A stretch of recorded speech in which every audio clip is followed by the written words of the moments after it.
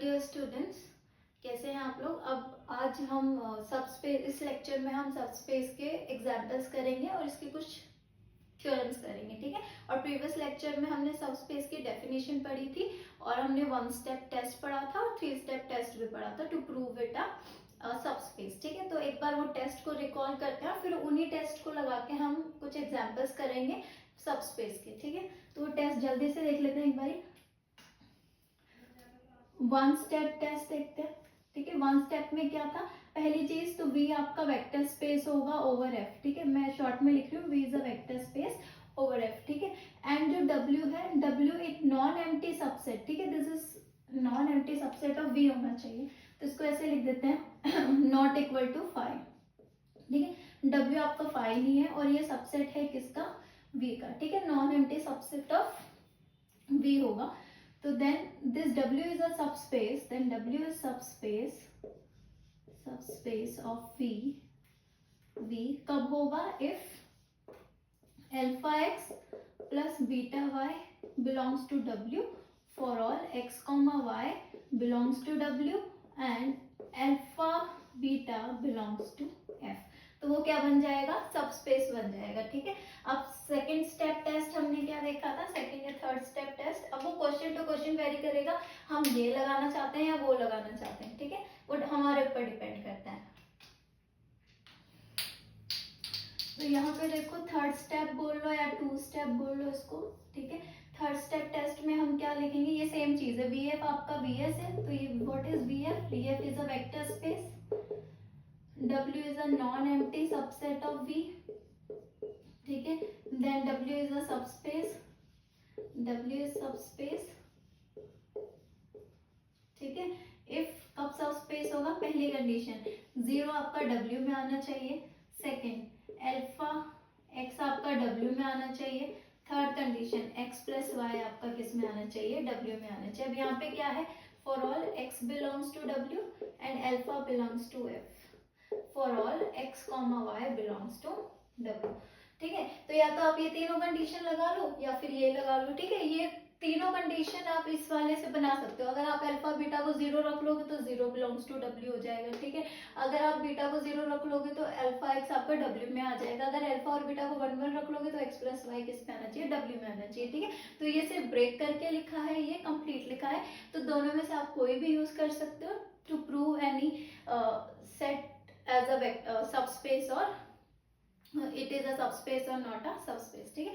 अब कुछ एग्जांपल्स करते हैं जल्दी से, ठीक है। तो देखो स्टूडेंट्स, ये हमारे कुछ एग्जांपल्स हैं, ठीक है, जिन्हें हमें चेक करना है कि ये सबस्पेस है या नहीं। हमें क्या चेक करना है इन क्वेश्चंस के अंदर कि W सबस्पेस बनेगा V3 ओवर R का या फिर नहीं, ठीक है। तो ये R मतलब फील्ड, हमारे यहाँ पे क्या है, फील्ड क्या है, R है, ठीक है। तो ये सबस्पेस बनेगा या फिर नहीं बनेगा, वो आपको चेक करना है। पहली चीज, ये V3 है ना, V3 का मतलब 3 टपल वाले होंगे यहाँ पे, ठीक है। या ऐसे ऊपर लिख दे चाहे नीचे लिख दे, V3 लिख दे चाहे V सबस्क्रिप्ट में लिख दे, इन सब का मतलब है 3 टपल वाले, ठीक है। तो V3 का मतलब है 3 टपल वाले हैं, ठीक है। तो अब साफ हमें दिख रहा है कि ये जो W है हर एक केस में सबसेट तो है किसका, V3 का, ठीक है। क्योंकि 3 टपल वाले हैं, इन सब में भी 3 टपल सी आ रहे हैं, तो 3 टपल वाले क्या है, सबसेट है किसका, V3 का। बट क्या ये सबस्पेस बनेंगे, नहीं। पहली चीज तो ये नॉन एम्प्टी होने चाहिए, ठीक है। क्या ये नॉन एम्प्टी है, क्या इसके अंदर कुछ एलिमेंट आएंगे, यस। इसके अंदर 0,0,0 तो आएगा ही, क्योंकि ए भी तो कुछ भी हो सकता है, तो वो 0 0 भी हो सकता है।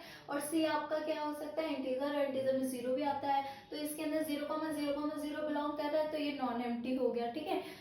सेकेंड कंडीशन, क्या ये वाली कंडीशन सेटिस्फाई कर रही है इसमें, alpha X plus beta Y, ये वाली कंडीशन सेटिस्फाई कर रही है। सेटिस्फाई कराने के लिए चेक करते हैं, अगर मान लो मैं अल्फा को ले लूं यहाँ पर, ठीक है।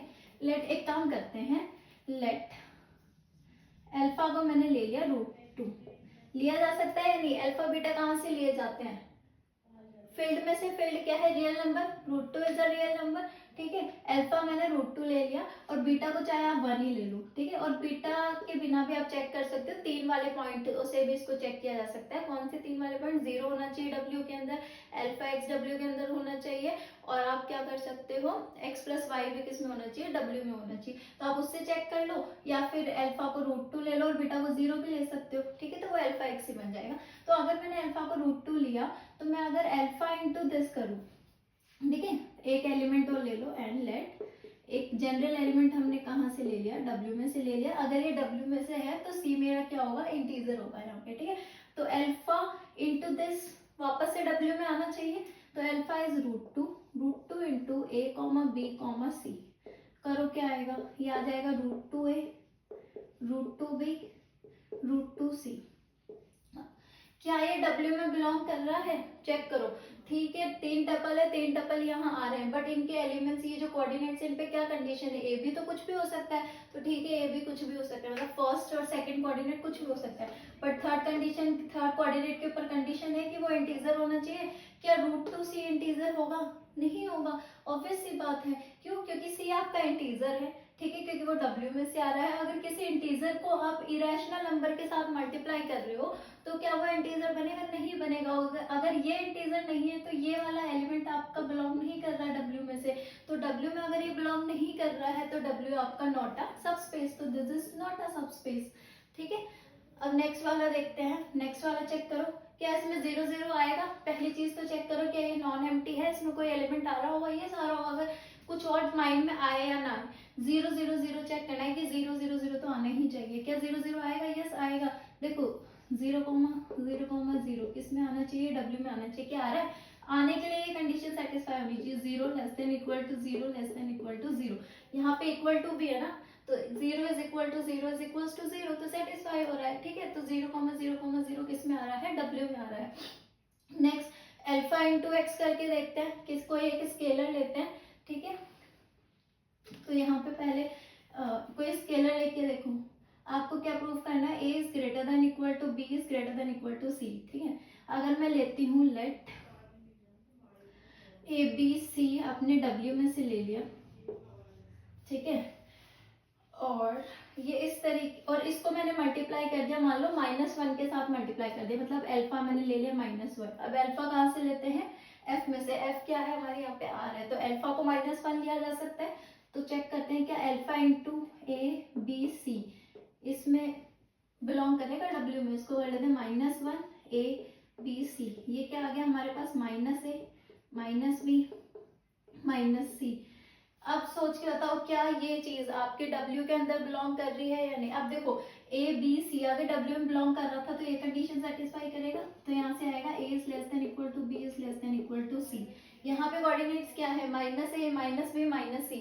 अगर आप यहाँ पे माइनस से मल्टीप्लाई कर दोगे तो इनइक्वालिटी रिवर्स हो जाती है, होता है ना। अगर 1 इज लेस देन 2 है तो अगर दोनों साइड माइनस से मल्टीप्लाई कर दोगे तो -2 क्या हो जाता है? लेस देन -1 हो जाता है, तो साइन क्या हो जाता है? रिवर्स हो जाते हैं ना इनइक्वालिटी में। ये चीज बोल रही हूँ, अगर 1 इज लेस देन 2 है, अगर -1 से मल्टीप्लाई कर दूं तो क्या ये अभी भी होल्ड करेगा? नहीं, इनइक्वालिटी का साइन क्या हो जाता है? रिवर्स हो जाता है, ठीक है। तो यहाँ पे अगर मैं माइनस से मल्टीप्लाई कर दूं, तो यहाँ देखो अगर मैंने माइनस से मल्टीप्लाई कर दिया तो ये क्या बनेगा? -a less than equal to -b less than equal to -c। तो क्या ये बी में आएगा? नहीं, बी के लिए तो ये कंडीशन होनी चाहिए तीनों कोऑर्डिनेट्स में, ठीक है, कि फर्स्ट वाला कोऑर्डिनेट सबसे बड़ा होना चाहिए। यहाँ तो फर्स्ट वाला कोऑर्डिनेट सबसे छोटा है, तो ये चीज डब्ल्यू में बिलोंग नहीं कर रही। अगर ये डब्ल्यू में बिलोंग नहीं कर रही है तो ये सबस्पेस नहीं है, तो this is also not a subspace, ठीक है। अब ये वाला चेक करो, क्या ये भी सबस्पेस बनेगा या नहीं बनेगा? पहली चीज तो क्या 0 0 0 आएगा? इसके अंदर आएगा। देखो 0 + 0 + 0 मतलब 0 का स्क्वायर प्लस 0 का स्क्वायर प्लस 0 का स्क्वायर, ऑब्वियस सी बात है वो 1 से छोटा आएगा, तो नॉन एम्प्टी तो है ये, 0 0 0 तो आ रहा है, ठीक है। नेक्स्ट चेक करते हैं क्या इसके स्केलर मल्टीप्लीकेशन इसमें एग्जिस्ट कर रहा है, मतलब अल्फा इंटू एक्स आपका डब्ल्यू में आना चाहिए। क्या एग्जिस्ट कर पाएगा? एक चीज देखते हैं, अगर मैं डब्ल्यू में से एक एलिमेंट ले रही हूँ 1 0 0, क्या ये डब्ल्यू में आएगा? यस आएगा। क्यों आएगा? देखो 1 का स्क्वायर प्लस 0 का स्क्वायर प्लस 0 का स्क्वायर क्या देगा? 1, और ये 1 क्या है? लेस देन इक्वल टू 1 है। यहाँ पे इक्वल भी है ना, तो 1 के इक्वल भी हो सकता है, तो दैट मीन्स 1,0,0 इसमें आ रहा होगा, ठीक है। अगर मैं अल्फा को ले लूँ 2, ठीक है, अगर मैंने अल्फा 2 ले लिया तो अल्फा इंटू दिस करूँ, अल्फा 1,0,0, तो क्या मिलेगा मुझे 2 इंटू 1,0,0 और ये आ गया 2,0,0।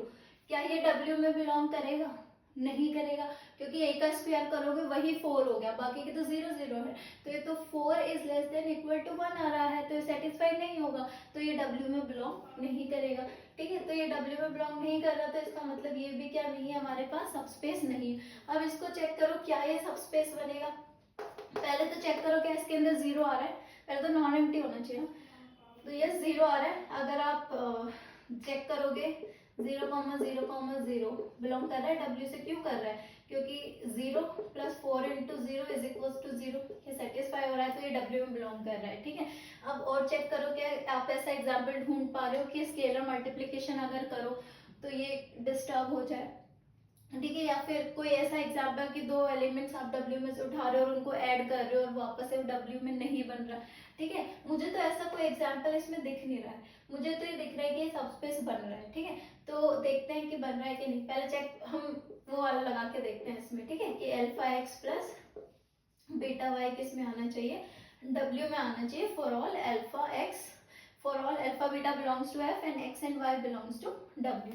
ठीक है, तो x एंड y W में से लेंगे, तो W हमारा ये है। ठीक है, तो W में से लेते हैं, तो हमने ले लिया a, b, c belongs to W and x, y, z belongs to W। ठीक है, इसको इधर करते ही देख लो ये क्यों नहीं है। ठीक है, तो देखो हमने दो एलिमेंट्स लिए। ठीक है, और फील्ड में से आपको दो एलिमेंट लेने पड़ेंगे अल्फा बीटा। ठीक है, एक जनरली लेते हैं अल्फा बीटा, अगर प्रॉब्लम आएगी तो जनरल में भी आ जाएगी। ठीक है, अगर हमें कोई एग्जाम्पल नहीं मिल रहा ना इसको देख के कि जो डिसप्रूव कर रहा हो। ठीक है, अगर नहीं मिल रहा तो आप जनरल तरीके से प्रूव करो। जनरल आप α x प्लस बीटा y लेके चलो। ठीक है, अगर प्रॉब्लम आनी होगी तो यहाँ पर भी आ जाएगी जब हम इसको प्रूव करेंगे। तो अब हमें क्या चेक करना है? Alpha a b c plus beta x y z। ठीक है, इनको ऐड करो, क्या आएगा? Alpha a plus beta x, comma alpha b plus beta y, comma alpha c plus beta z।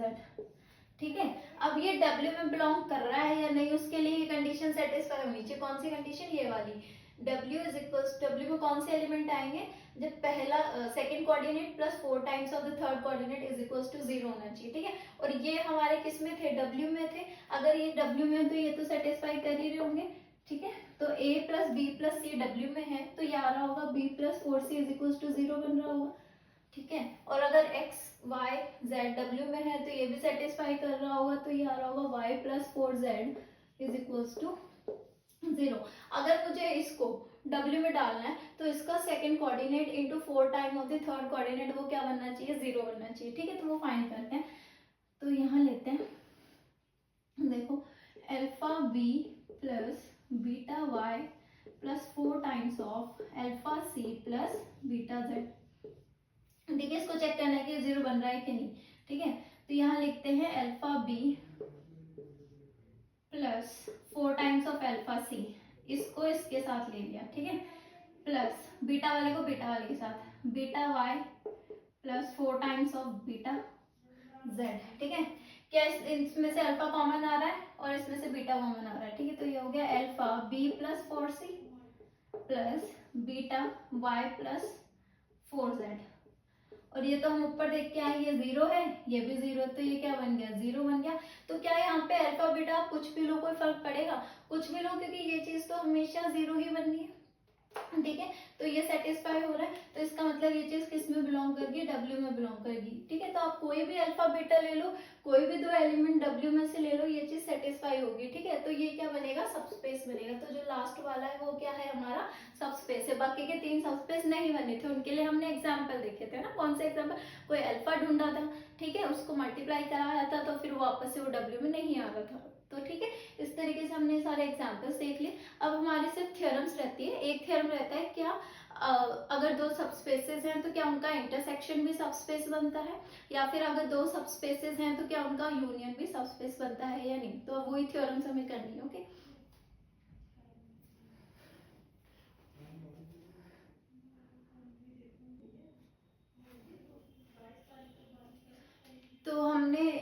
सब स्पेस के जो टेस्ट हैं, ठीक है, सेट्स को चेक करना कि वो सब स्पेस है या नहीं, उसके एग्जांपल्स कर लिए, उसकी एप्लीकेशन हमने अच्छे से समझ ली, 1 स्टेप टेस्ट देख लिया, 3 स्टेप टेस्ट देख लिया, सब स्पेस की डेफिनेशन देख ली। ओके स्टूडेंट, तो हम नेक्स्ट लेक्चर में क्या करेंगे, हमारी दो या 3 इंपॉर्टेंट थ्योरम्स रहती हैं वो करेंगे, फिर उसके बाद हम आगे वेक्टर स्पेस को कंटिन्यू करेंगे। Okay students, bye.